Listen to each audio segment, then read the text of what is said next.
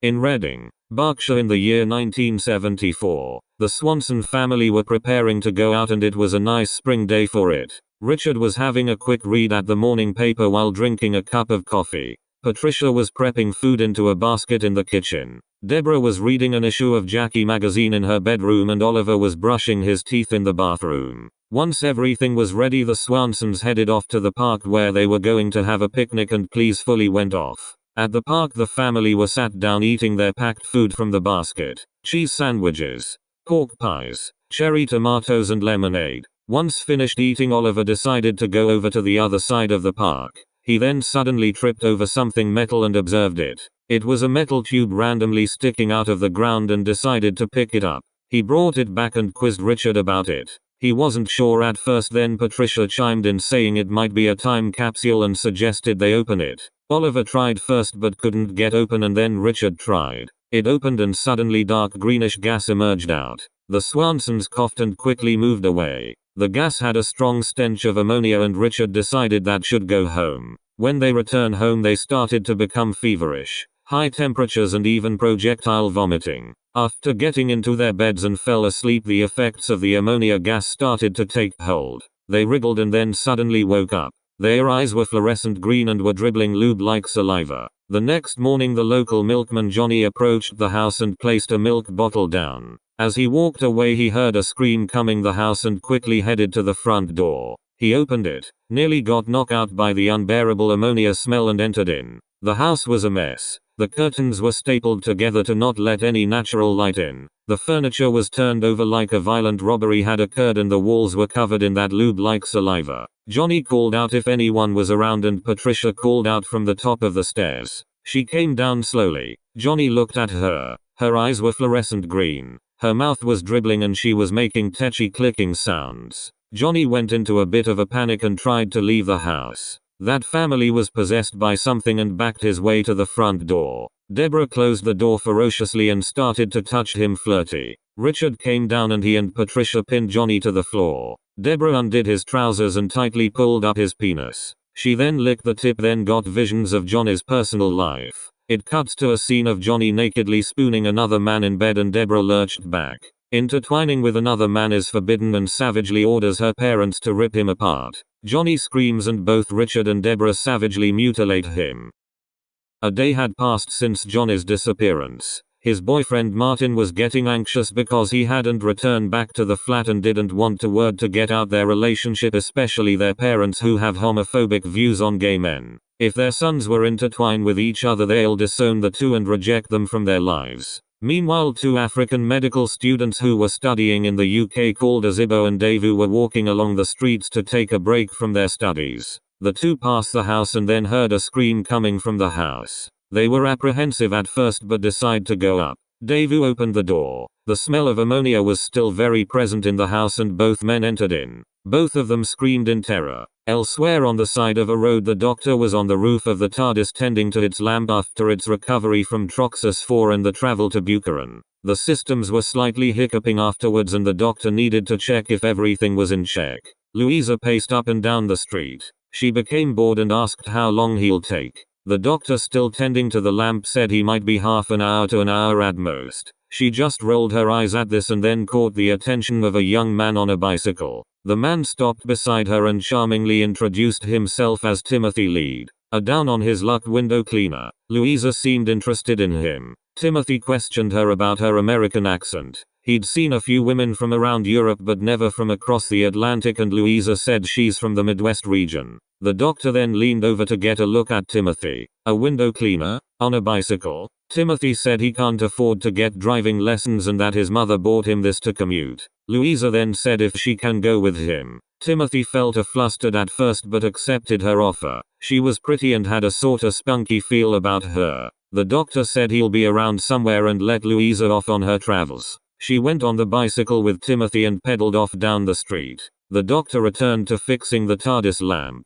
Once he finished he heard the door shaking from below and leaned over. A policeman had opened the hatch and began dialing on the phone. He was contacting the station about the recent disappearances of a milkman and two African students. The doctor listened in but suddenly fell off the roof the TARDIS and landed on the ground. The policeman looked around the TARDIS and asked what the doctor was doing. The doctor said he was fixing the light bulb on the police box. The policeman just stared at him and brought out a notebook and pencil. He written something like vandalism on defunct police property, and the doctor cynically said the officer should have written regular lawbreaker. The policeman looked puzzled at this. The doctor had referenced a line from one of Reverend Wilbert Awdry's books, and the police officer still looked puzzled. The doctor said to him he wasn't well culturally immersed or educated as a child. The policeman just mumbled a response that he wanted to be a footballer when he grew up and stopped writing on his notebook. The doctor came a step close to him. He was new to the police force, the fresh young blood on the beat, and then mentioned about these recent disappearances.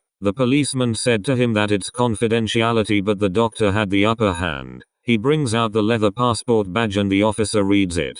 John Smith, Detective Inspector from Scotland Yard. The doctor then requested the officer's name. Police Constable Stephen Harris. Timothy took Louisa back to his flat. They entered in. It was small, the roof was a bit low, and there were lager cans scattered around the place. He quickly picked up a few and threw them in the bin. He apologized about the mess. He had his mate Ginge around last night and mentioned takeaways. She didn't mind, and Timothy said that he needs a lie down after his day's work plus cycling around. She cheekily said she'll join him. The two sat down on the bed and Louisa began to undress. Timothy took off his shirt and Louisa asked him to undo her bra. Timothy's heart raced. He never done this before and carefully proceeded to. When he lied down, Louisa crawled onto him. She smiled and began pecking him. He somehow quickly entered heaven and embraced it.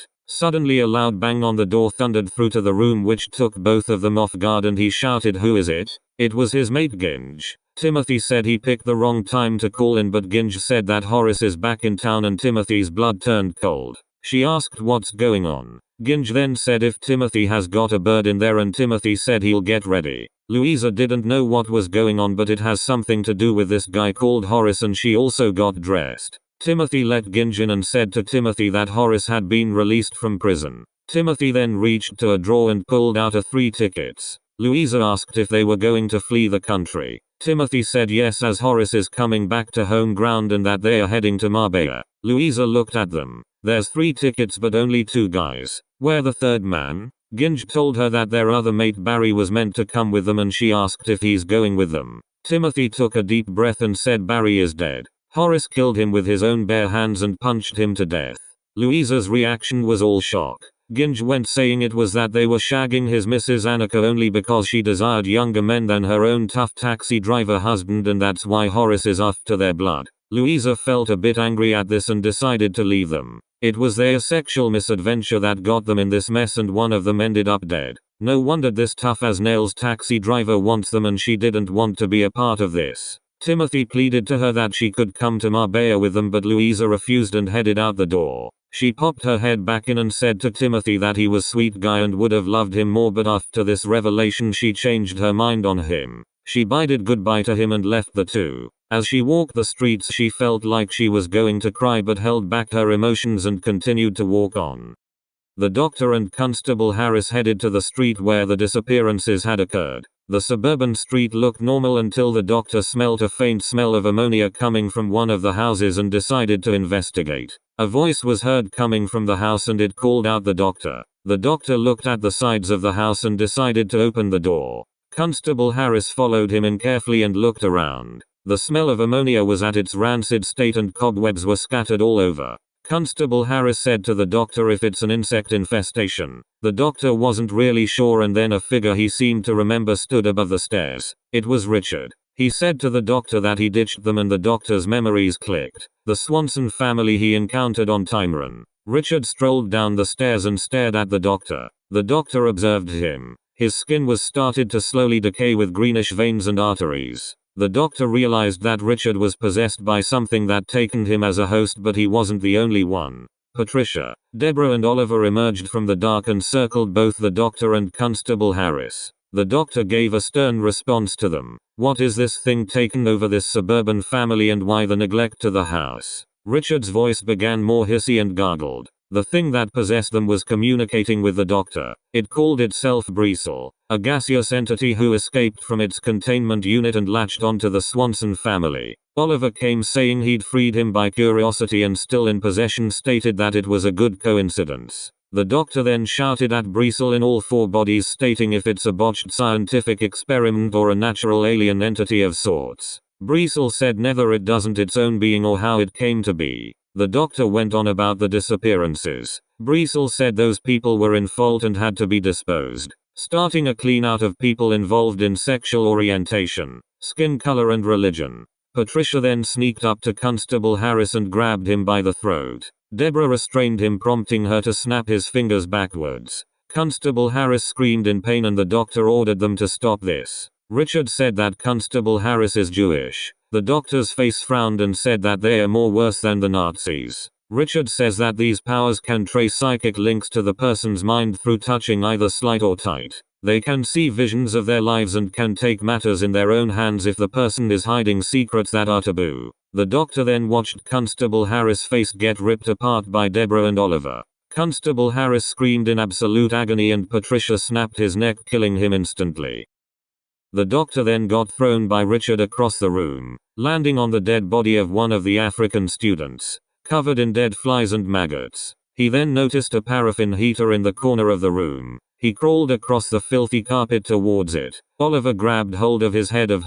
The doctor quickly grabbed Oliver's wrist and pushed away. Deborah started throwing rubbish at him, decayed food and even half-eaten rats. But the doctor, determined to stop them, carried on and reached it. He turned it on and used the sonic screwdriver to ramp the paraffin. The smell started to seep around the house and the doctor quickly got himself up. He approached the back door and brought a box of matches. Breesel in the four-bodied form taunted the doctor, sacrificing himself because he knew the family before possession. The doctor said that the Swansons are dead and that there's nothing left of them, wearing their skin and bones, having certain memories prior to losing their mortality and killing innocents stealthily. He kicked the back door with his boot behind him and then lit a match. All four of Breesel's hosts screamed in unison and before the match could land on the carpet the whole house got whooshed with flames. The doctor got flown back a bit and the house exploded. He got himself up and looked at the destruction. An elderly couple came up to him and asked what happened.